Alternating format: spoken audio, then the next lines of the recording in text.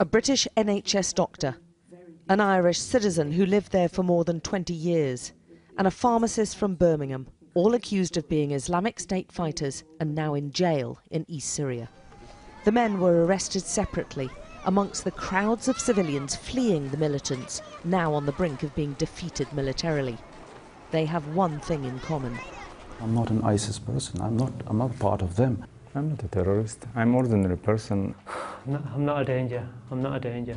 I came here to do humanitarian work. Mohammed Anwar Mir, the pharmacist, was filmed by his captors when arrested last August. I've been here for just under 4 years. Under 4 years? Yeah. You was in Daesh, with Daesh? I'm a doctor. You was doctor?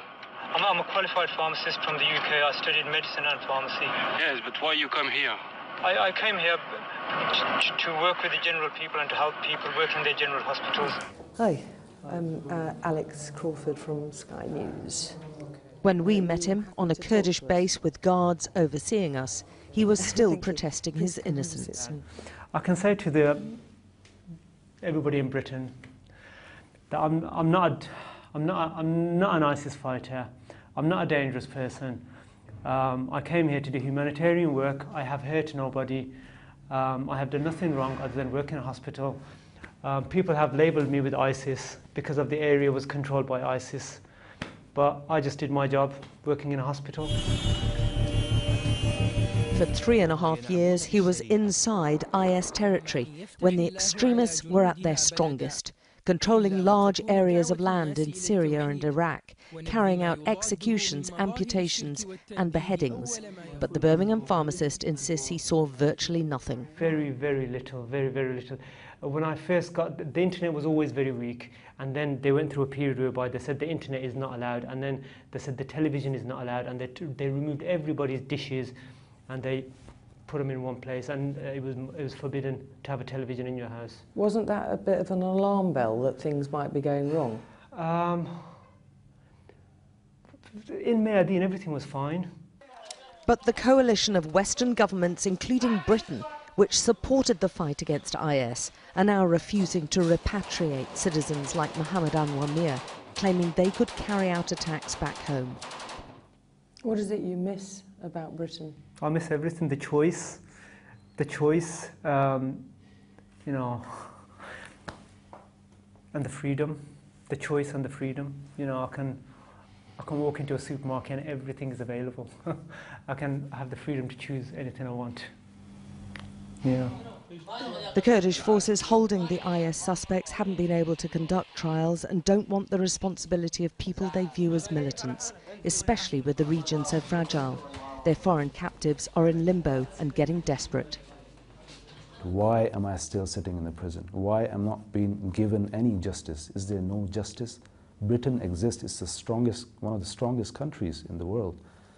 And why my country has abandoned me when I needed it the most? The doctor, who's worked in dozens of NHS hospitals, says he was duped into going into IS territory and then kidnapped. He was there for 2 years. I never realized how much I would miss my home, how much England meant to me, really. So for me, it is my home. I was a very good doctor, a good profession, a good human being.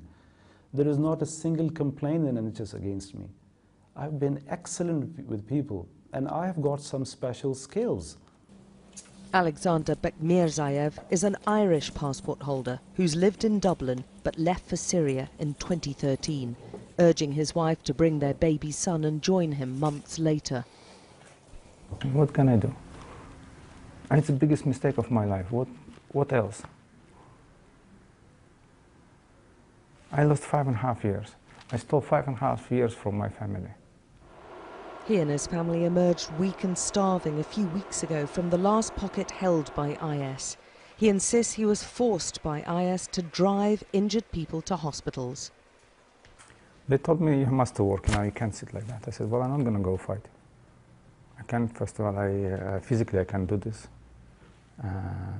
They said, no, we're not asking you to fight. I have to bring the families to the hospitals in Minbij, sometime Al-Bab, sometime Raqqa. And that's what I did for over a year. Towards the end, towards the last 6 months, There was like this. You don't fight, you don't eat. I didn't fight, I didn't eat. I eat the grass. My family eat a grass.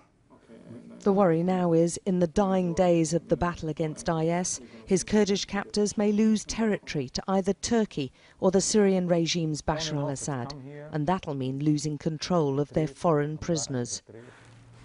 Well, I don't know if we're going to end up in the custody of Bashar, we're going to get killed. This is definitely. He will kill us.